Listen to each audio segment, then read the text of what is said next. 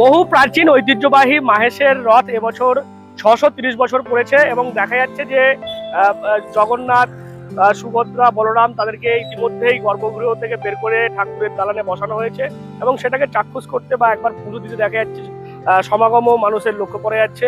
আর কিছুক্ষণের মধ্যেই একেবারে রথে চড়ে মাসির বাড়ির উদ্দেশ্যে রওনা দেবেন প্রভু জগন্নাথ, বলরাম, সুভদ্রা। একদিকে যেমন মাহেশের ছবি দেখছেন, পাশাপাশি ডানকুনিতে দেখতে পাচ্ছেন আমার পিছনে উত্তর সুভাষপল্লী বিবেকানন্দ স্পোর্টিং ক্লাবের যে দেখতে পাচ্ছেন রথ, সেটাও সাজিয়ে তোলা হচ্ছে। আর কিছুক্ষণের মধ্যে এই ডানকুনিতেও প্রতি বছরের মতো এবছরের যে বিবেকানন্দ স্পোর্টিং ক্লাবের যে রথ সেটা বেরোবে, যার কারণে সেটাকেও দেখা যাচ্ছে প্রস্তুতি একেবারে শেষ পর্যায়ে চলছে। আজকে দুপুর 3টে নাগাদ এই রথ এই বিবেকানন্দ স্পোর্টিং ক্লাবের এই যে সার্ভিস রোড সেখান থেকে হয়ে একেবারে হাউজিং চৌমাথা থেকে কালীপুরের দিকে যাওয়ার কথা রয়েছে এবং তারপর আবার সেটা গিয়ে মাসির বাড়ি থাকবে। আজ 630তম ঐতিহাসিক শ্রীপাঠ মাহেশের রথযাত্রা উৎসবে দামামা বেজে গেল।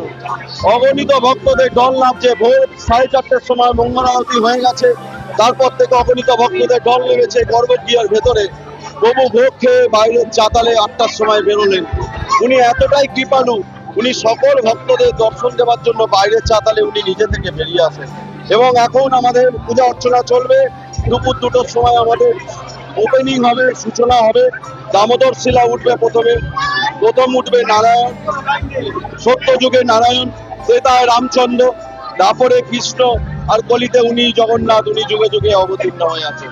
প্রথম উঠবে আমাদের নারায়ণ শিলা, তারপরে উঠবে মা সুভদ্রা, তারপরে উঠবে বলভদ্রদেব এবং তারপরে উঠবে জগতের নাথ, জগতের পিতা, পরম পিতা জগন্নাথ। দুপুর 2টোর সময় শুভ সূচনা এবং বিকেল 4টের সময় রথের রশির টান শুরু হয়।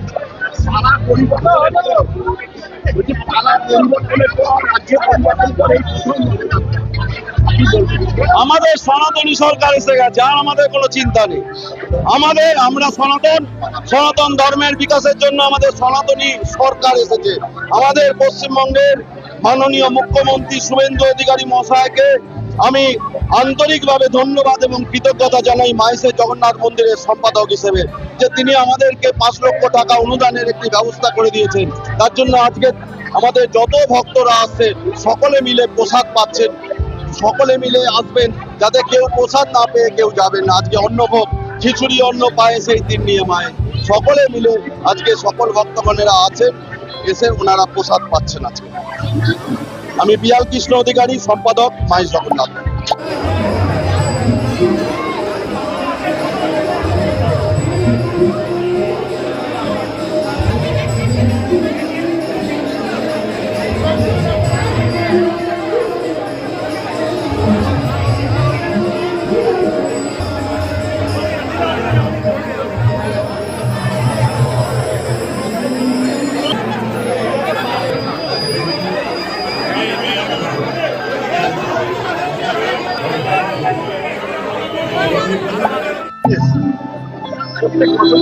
প্রত্যেক বছর আসি, আমি গায়ের কাছেই থাকি।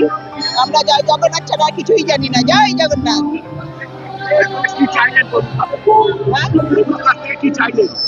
চাইলাম সবার ভালো থাক, সবার ভালো হোক, হিংসা দূরে যাক। আমার বাড়ি শ্রীরামপুরে, আমি সবাই ভালো থাক, সুখে থাক, আমরাও তার সঙ্গে ভালো থাকি, হিংসা দূরে যাক। ভালো লাগে। আমি আছি আজকে 15-16 বছর হয়ে গেল। তার আগে আমি কলকাতায় ছিলাম। আমার নাম মিতা পাঠক। এই রথ আমাদের কাছে একটা স্বপ্নের মতন আবেগ। আমাদের পশ্চিমবঙ্গের প্রাচীনতম রথ, প্রভু ডেকেছে, আসতে পেরেছি। কি চাইলেন ঠাকুরের কাছে? এগুলো ঠাকুর আর আমার বিষয় হচ্ছে, ঠাকুরের কাছে তো একটাই চাইবো যে যাতে সেবাটা ঠিক করে করতে পারি। এবছর 630 বছরে পড়লো, এই এত প্রাচীন, এই দেখুন এত লোক, কি বলবেন? বিশেষ করে এবছর ভারতবর্ষ আধ্যাত্মিক ভূমি, পশ্চিমবাংলা আধ্যাত্মিক ভূমির মধ্যে পশ্চিমবাংলা এমন একটা ভূমি যেখানে চৈতন্য মহাপ্রভুর জন্ম হচ্ছে, আর এই রথে বহু পুণ্যাত্মা এসছে। এই ভূমিটাই তীর্থক্ষেত্র, সেখানে প্রভু ডেকেছে, তো এটা আমার জন্য সৌভাগ্য।